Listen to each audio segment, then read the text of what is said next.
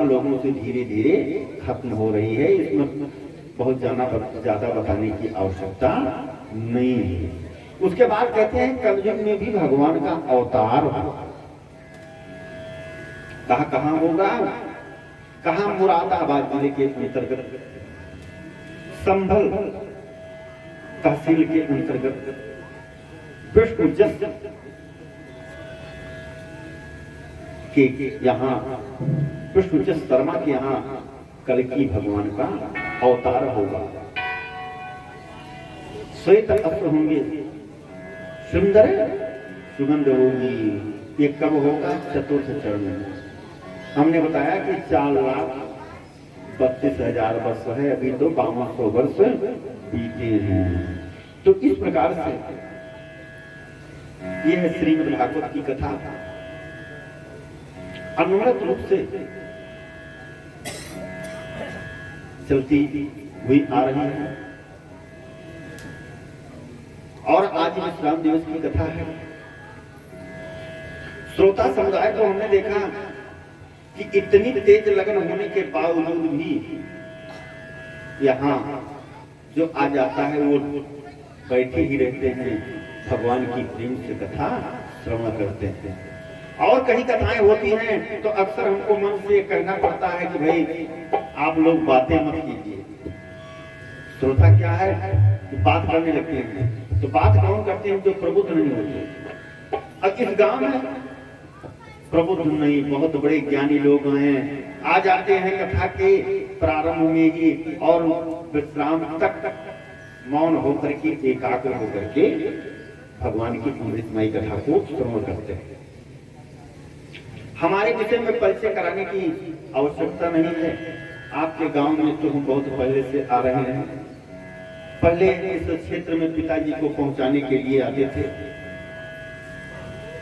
आज धीरे धीरे पिताजी का स्वास्थ्य बिगड़ने लगा तो कहा कि ठीक है, श्रीमद् भागवत की कथा श्रवण का अब आप श्रवण कराइए। तब से और आप लोगों ने इतना सम्मान दिया कि आज तो हम बहुत कथाएं बांट चुके हैं। जब हमको कुछ नहीं आ रहा था तब परम सम्मानीय तिवारी जी श्री दया शंकर जी के यहाँ आए थे।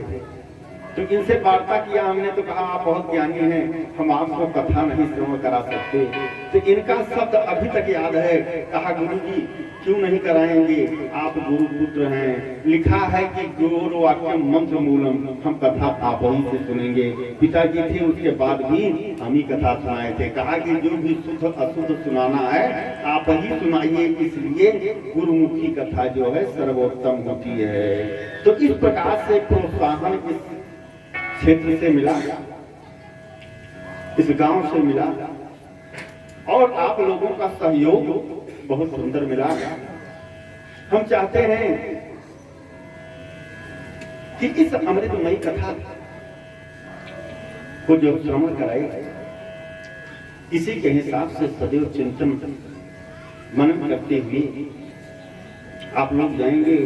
और जिसके यहाँ हम हैं कथा के आयोजक बंद परम सम्मानी श्री लक्ष्मीकांत तिवारी जी, जब कथा की डेट लेने के लिए गए तो हम नहीं समझे कि इतनी उत्तम व्यवस्था देंगे। लेकिन यहाँ आने के बाद हमको लगा कि अगर हमने किसी से 1 गिलास पानी मांगा है तो पता लगा कि 2 लोग दौड़ करके ले आए कि महाराज जी की सेवा में कहीं कोई कमी न रहे। ब्रह्म मुहूर्त में स्नान करते हैं, उठते हैं। तिवारी जी श्रोता हैं, तत्पर जी ये देखते रहते हैं कि महाराज जी स्नान कर लिए हैं तो इनके वस्त्र हम ही को साफ करना है। बच्चों के ऊपर नहीं ध्यान देते, स्वयं जो है प्रतिदिन स्नान करवाए और वस्त्र धुले। बहुत सेवा आचार्यों की किया। इस परिवार को, तिवारी परिवार को बहुत बहुत साधुवाद देते हैं कि इस परिवार में सदैव धन धर्म यश की गाथा सदैव बनी रही। और जितने हमारे श्रोता समुदाय हैं इनको हम साधुवाद देते हैं कि इसी तरह से भक्ति प्रभु इनको प्रदान करें। और भक्ति में ही सारी शक्ति है। बहुत सा आशीर्वाद है और अपने लिए बस इतना ही कहना चाहता हूं कि इस 7 दिवस के अंदर जो भी कुछ इस व्यासपीठ से ऐसा कुछ शब्द निकल गया हो कि जिससे आप लोग अपने को अपमानित समझते हो, उसके लिए हम क्षमा चाहते हैं। इसलिए कि सबसे बड़े श्रोता ही होते हैं, तो उसके लिए हम क्षमा चाहते हैं। सब परिवार के समस्त सदस्यों से खूब आशीर्वाद देते हैं कि ये तिवारी परिवार सदैव फलता फूलता रहे और ब्राह्मणों का, संतों का सम्मान किसी प्रकार से इस परिवार में होता रहे, धर्म में होता रहे, यज्ञ होती रहे, अनुष्ठान होती रहे।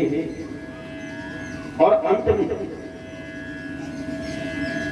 अंतिम श्लोक का पाठ करेंगे सब लोग मिलकर के, और उसके बाद हमारे साथ आचार्य मनीष जी हैं, वो कुछ बोलेंगे। हम चाहेंगे कि सब लोग साथ मिलकर के अंतिम श्लोक का पाठ करेंगे।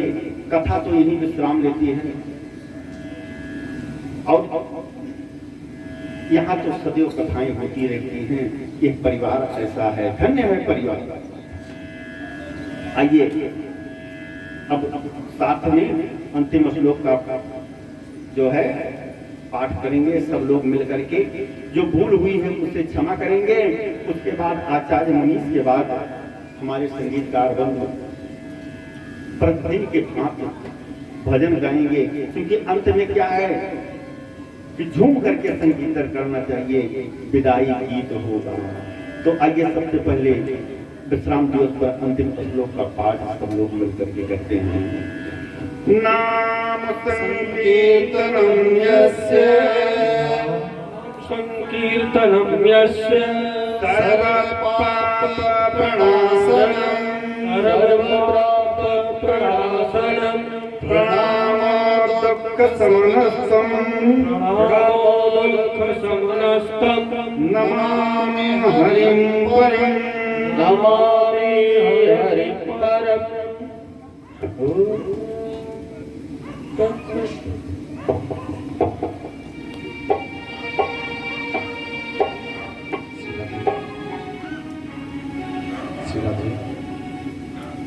सर्वप्रथम परमादरणीय प्रातः शरण वंदनीय परम पूजनीय गुरु महाराज के श्री चरणों में कोट कोट नमन वंदन करते हुए, व्यास जी महाराज के श्री चरणों में कोट कोट प्रणाम करते हुए,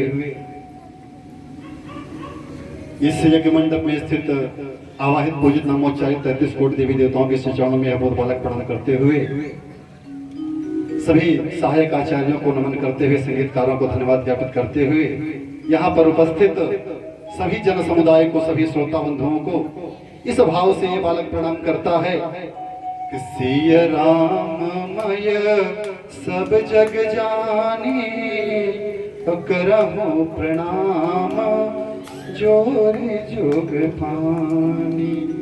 आप सभी बाबूजी लोगों में, भैया जी लोगों में मर्यादा पुरुषोत्तम भगवान श्री राम का दर्शन करते हुए आप सभी को प्रणाम करता हूँ। सभी माताओं में सीता माता का दर्शन करते हुए, बहनों में सीता माता का दर्शन करते हुए, सभी माताओं बहनों को प्रणाम करते हुए मैं क्या बोलूंगा, गुरु महाराज के सामने मेरी बोलने की कोई सामर्थ्य नहीं है। बस मैं केवल इतना ही कहूंगा, आज मैं जहां भी हूं उसका श्रेय बड़े गुरु महाराज और व्यास जी महाराज को है। मेरे जीवन की पहली सहायकी की कथा इसी गांव में गार्ड साहब क्या हुई थी, और वहां से जीवन यात्रा जो चली, आज जहां पर भी मैं पहुंचा हूं, ये महाराज श्री का स्नेह और आशीर्वाद है। अपने बारे में कुछ नहीं बताऊंगा, बस केवल इतना ही कहूंगा, ये नीमी गारापुर, ये पूरा क्षेत्र, ये पूरा गांव धन्य है, स्वयं में धन्य है, स्वयं में कृतज्ञ है। और आप सब परम बड़भागी हैं कि आप सब अपने गुरु महाराज के मुखारविंद से अमृतमय कथा सुनते हैं। कथाएं तो हम अपने से जीवन काल में 5 वर्ष की भागवत कथा यात्रा में लगभग अर्ध शतक पहुंच चुका हूं। जिसमें व्यक्तिगत भी लगभग 20-25 कथाओं में व्यासपीठ पर मैं रह चुका हूँ, लेकिन जो श्रोता यहाँ पर मुझको दिखे, ऐसे प्रबुद्ध श्रोता हमने आज तक कहीं नहीं देखा है। ये मैं झूठ नहीं बोल रहा हूँ, ये मैं सत्य बोल रहा हूँ। मैं कोई चाटुकारिता नहीं कर रहा हूँ, क्योंकि मैं नेता नहीं हूँ। ये मैं सत्य बोल रहा हूँ।